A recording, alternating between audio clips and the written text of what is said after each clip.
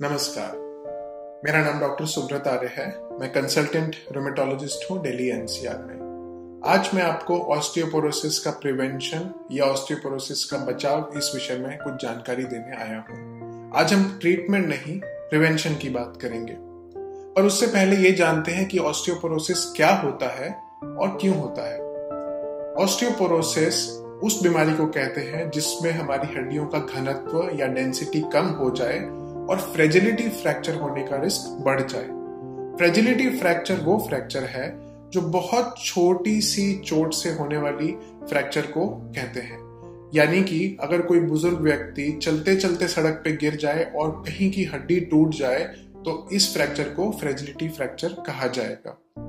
तो ऑस्टियोपोरोसिस वो बीमारी है जिसमें हड्डियां कमजोर होने से, उनकी डेंसिटी कम होने से फ्रैक्चर होने का रिस्क काफी बढ़ जाए, उसे ऑस्टियोपोरोसिस कहते हैं। ऑस्टियोपोरोसिस क्यों होता है?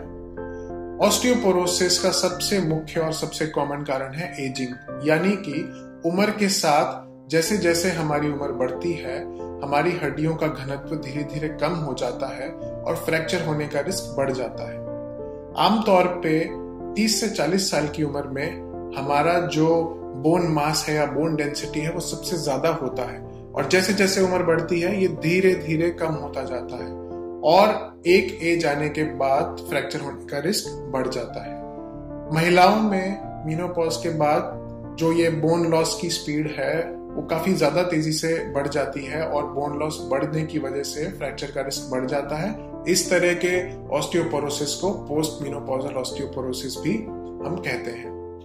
दूसरा मुख्य कारण है एक्सरसाइज ना करना, फिजिकल एक्टिविटी ना करना, क्योंकि फिजिकल एक्टिविटी और एक्सरसाइज से हमारी बोन्स मजबूत होती हैं और ये ना करने से बोन्स में कमजोरी आती है। और डाइट के अंदर कैल्शियम और विटामिन डी की कमी भी बोन हेल्थ के लिए अच्छी नहीं है और उससे ऑस्टियोपोरोसिस हो सकता है। इसके अलावा कुछ रेयर बीमारियां हैं जैसे कि कुछ हार्मोनल डिसऑर्डर्स जिनमें थायराइड का बड़ा होना यानी हाइपरथायराइडिज्म भी ऑस्टियोपोरोसिस कर सकता है। कुछ पेट की ऐसी तकलीफें हैं जिसमें कैल्शियम विटामिन डी का एब्जॉर्प्शन डाइट से ब्लड में कम होता है और ऑस्टियोपोरोसिस हो सकता है। और अंत में कुछ रेयर डिजीजेस हैं, जेनेटिक डिजीजेस हैं जिनमें ऑस्टियोपोरोसिस देखा गया है। सबसे इंपॉर्टेंट चीज जो हम अपने हाथ से ही प्रिवेंट कर सकते हैं ऑस्टियोपोरोसिस बचाने के लिए वो है स्मोकिंग एंड अल्कोहल। ये दोनों ही चीजें ऑस्टियोपोरोसिस का कारण मानी गई हैं। अब हम बात करते हैं कि ऑस्टियोपोरोसिस के क्या लक्षण होते हैं। ऑस्टियोपोरोसिस एक साइलेंट डिजीज है, यानी कि जब तक आपको कोई फ्रैक्चर नहीं हो जाता आपको ऑस्टियोपोरोसिस का कोई लक्षण नहीं होगा। आमतौर पे आपने देखा होगा कि कुछ बुजुर्ग लोग उम्र के साथ झुक जाते हैं या उनकी हाइट कम हो जाती है। ऐसा इसलिए होता है कि जो उनकी रीढ़ की हड्डी और स्पाइनल वर्टिब्रा है और जो रीढ़ की हड्डियां हैं वो ऑस्टियोपोरोसिस की वजह से कंप्रेस हो जाती हैं और उनकी हाइट कम हो जाती है। तो या तो व्यक्ति झुक सकता है या उसकी हाइट कम हो सकती है।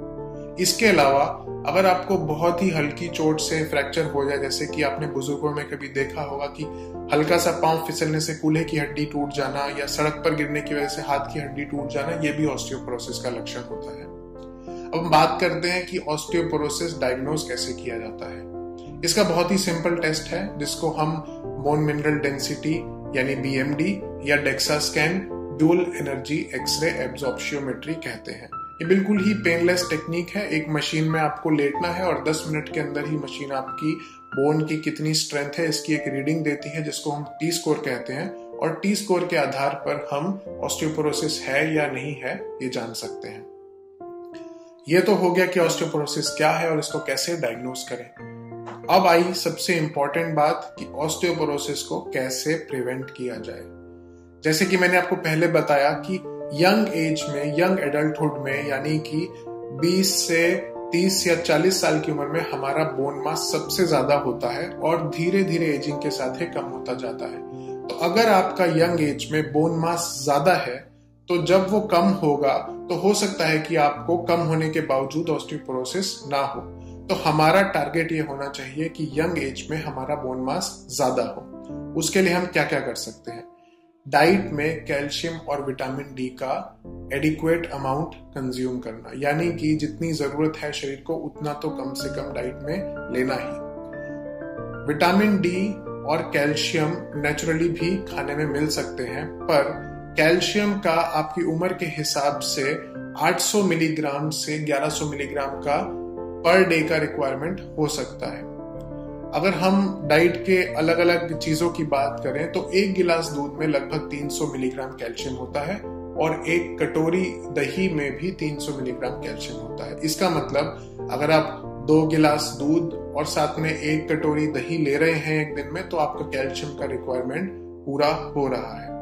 इसके अलावा हरी पत्तेदार सब्जी, नट्स और सीरियल्स में भी कुछ कैल्शियम पाया जाता है, तो ये सब नियमित प्रकार से अपनी डाइट में लेने से आपका कैल्शियम की आपूर्ति जो है वो पूरी हो जाएगी। विटामिन डी का रिक्वायरमेंट भी आपके एज पे डिपेंड करता है, जो 400 से 600 यूनिट पर डे हो सकता है। अब vitamin D naturally non vegetarian diet में यानी मांसाहार में तो मिलता है, पर वेजिटेरियन डाइट में विटामिन डी के सोर्सेस नहीं है। अच्छी बात यह है, और आपने सुना भी होगा कि विटामिन डी को सनशाइन विटामिन कहते हैं, यानी कि अगर हम धूप में खड़े हैं तो ये नेचुरली हमारी स्किन में भी बनता है। कई स्टडीज ने दिखाया है कि अगर आप कैजुअली भी धूप का एक्सपोजर ले रहे हैं, यानी अपने काम में जा रहे हैं और आपको सनलाइट का एक्सपोजर हो रहा है, तो आपको विटामिन डी की डेफिशिएंसी तो नहीं होगी, चाहे उसका नॉर्मल लेवल ना बने, बट आपको उसकी कमी नहीं होगी। और रिसर्च ने बताया कि लगभग 20 से 30 मिनट एक दिन में कम से कम 5 दिन हफ्ते में अगर आप सनलाइट का एक्सपोजर ले रहे हैं तो भी आप विटामिन डी को अपने स्किन में जितना जरूरत है उतना बना सकते हैं। अगर इसके बावजूद विटामिन डी की डेफिशिएंसी हो जाए या कमी हो जाए, जो कि काफी कॉमनली हम अपने ओपीडी में पेशेंट्स में देखते हैं, तो इसको बहुत आसानी से विटामिन डी को देकर ठीक किया जा सकता है। सेकेंड इंपॉर्टेंट चीज है रेगुलर एक्सरसाइज करना, और खासकर वेट बेयरिंग एक्सरसाइज यानी वजन उठाने वाली एक्सरसाइज करना। ऐसी एक्सरसाइज करने से आपका जो बोन्स का स्ट्रेंथ है वो बढ़ता है और बोन्स स्ट्रांग होती हैं। एक अच्छा वजन मेंटेन करना भी जरूरी है। बहुत ज्यादा मोटापा भी ऑस्टियोपोरोसिस का कारण हो सकता है। अगर आप स्मोकिंग करते हैं या अल्कोहल कंज्यूम करते हैं तो वो बंद करना बहुत जरूरी है, कि वो दोनों इंडिपेंडेंटली ऑस्टियोपोरोसिस का कारण है। इसके अलावा अगर आप यंग एज में नहीं हैं और आप 30, 40, 50, 60 की एज में हैं और आप ऑस्टियोपोरोसिस का बचाव कर सकते हैं, तो अभी भी कोई देरी नहीं हुई है। आप रेगुलर एक्सरसाइज और अपनी डाइट में कैल्शियम, विटामिन डी का रेगुलर इंटेक करके भी ऑस्टियोपोरोसिस का रिस्क आगे जाके कम कर सकते हैं। ये ऑस्टियोपोरोसिस की प्रिवेंशन की इंपॉर्टेंट जानकारी है। इसके बावजूद अगर ऑस्टियोपोरोसिस हो जाए या फ्रैक्चर हो जाए तो कई सारी दवाइयां उपलब्ध हैं जो कि बोन डेंसिटी को बढ़ाने में या नॉर्मल मेंटेन करने में हमारी मदद कर सकती हैं।